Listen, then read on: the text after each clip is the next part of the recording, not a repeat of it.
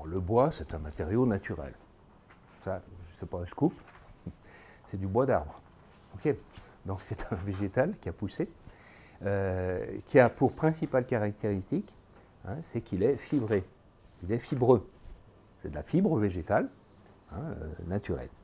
Alors ce bois-là, bien sûr qu'on va l'utiliser dans la construction, essentiellement pour justement sa résistance à la flexion, parce qu'il est fibré. Donc une poutre, hein, pour franchir des longues portées, ou pour des charpentes, essentiellement. Mais ce bois-là, il a ses limites, il a les limites dimensionnelles. Il a les limites dimensionnelles en longueur, la hauteur de l'arbre, et en section, c'est la section de l'arbre, du tronc, hein, puisqu'il est fait à partir des arbres, donc il a ses limites. Il a donc des limites dimensionnelles, et puis des limites structurelles.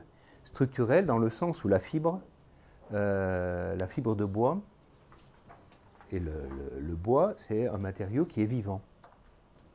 Contrairement, hein, au béton qui est inerte, le bois est vivant. Il est vivant, la fibre de bois, une fibre végétale, qui va vivre en permanence, hein, et pendant des décennies, le bois continuera à vivre. Donc, dès qu'il y a des variations d'hygrométrie, dès qu'il y a des surchauffes parce qu'il est au soleil, donc il va sécher, se réhumidifier, ressécher, etc. Donc le bois va avoir tendance à se déformer. Il va se déformer, il va se fissurer, il va donc se gauchir.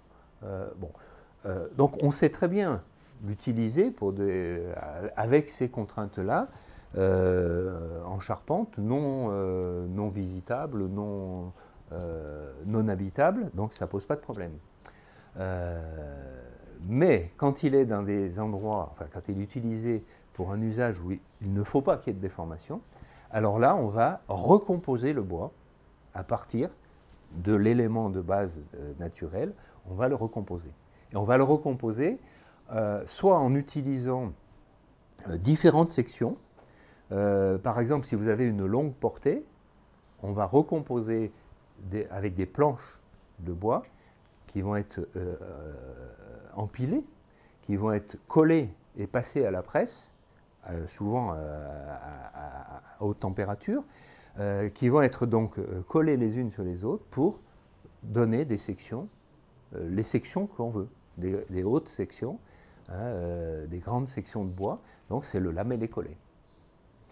Donc c'est à partir de planches, le lamellé-collé. D'accord.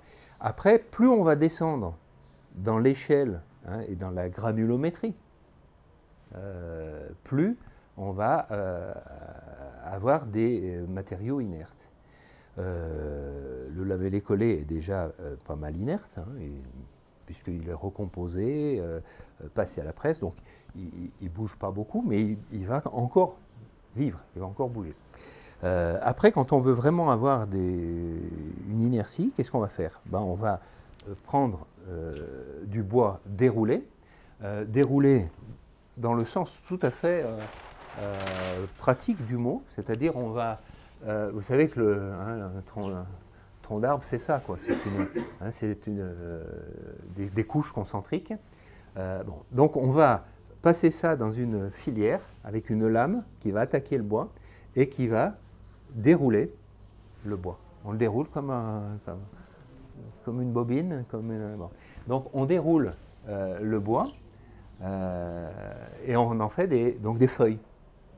Des feuilles de bois qui sont de 1 mm, 2 mm.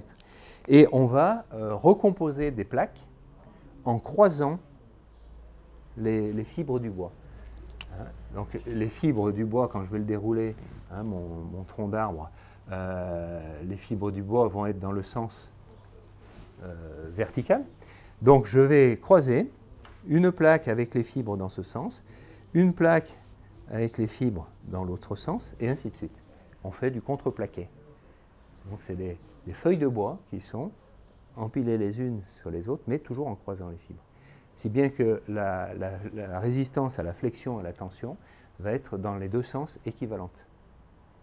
Et donc c'est beaucoup plus inerte et on a des plaques de contreplaqué qui sont du coup normalement indéformables. Bien sûr que ce n'est pas complètement indéformable, ça dépend des conditions de pose, bien évidemment. Donc voilà, le bois déroulé, à quoi on s'en sert? C'est pour faire des feuilles de bois, soit pour du plaquage, soit carrément pour faire des contreplaqués. Alors le bois contrairement à l'idée reçue, est un matériau qui résiste bien mieux au feu que le métal, par exemple. En fait, parce que le bois, quand il est soumis à la flamme, il fait un dépôt tout autour, au contact de la flamme. Il y a une calcite, hein, c'est le carbone qui brûle, qui fait une petite couche de protection, qui fait que, avant d'être brûlé au cœur, ça retarde. Et en plus, il ne se déforme pas, hein, quand il brûle. Alors que le métal, lui, quand il chauffe, il se dilate et il se déforme dans tous les sens. Donc une structure bois, une charpente bois résistera mieux, plus longtemps. Ça ne veut pas dire qu'il n'est pas inflammable.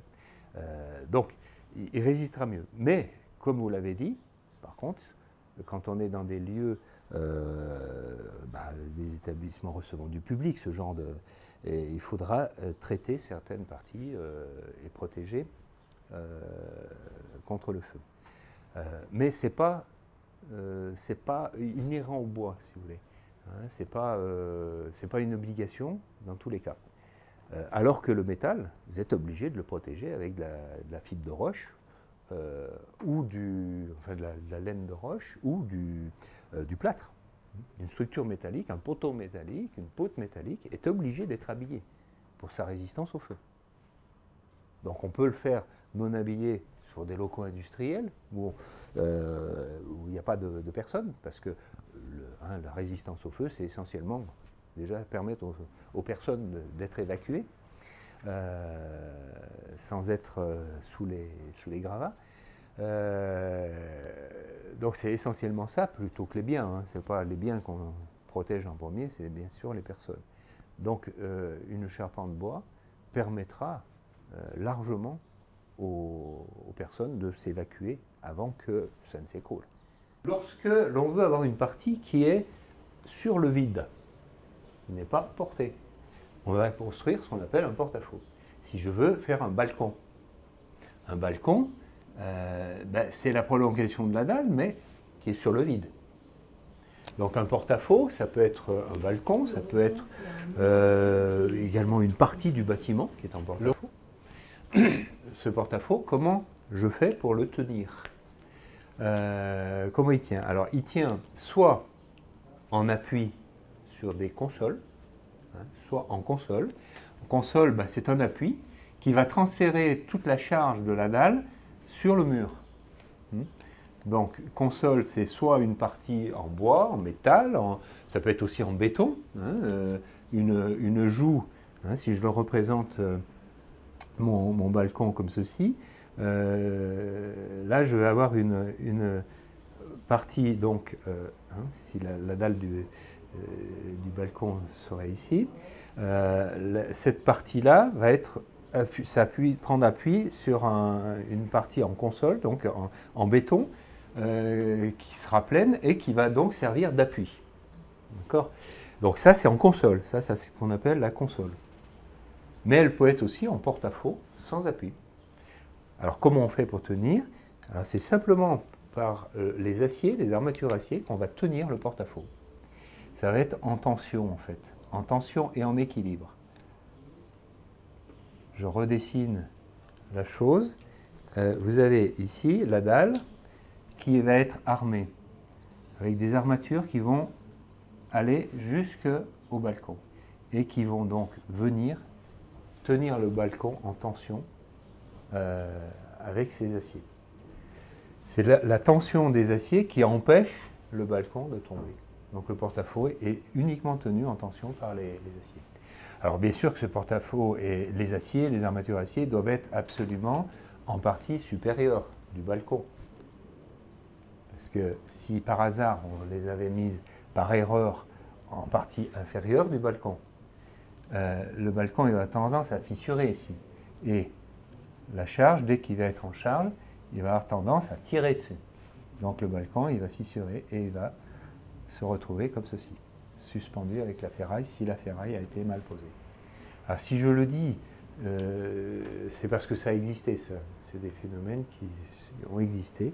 Des ouvriers peu formés ou, je ne sais pas, ou qui n'ont pas fait très attention et qui ont posé les aciers à l'envers.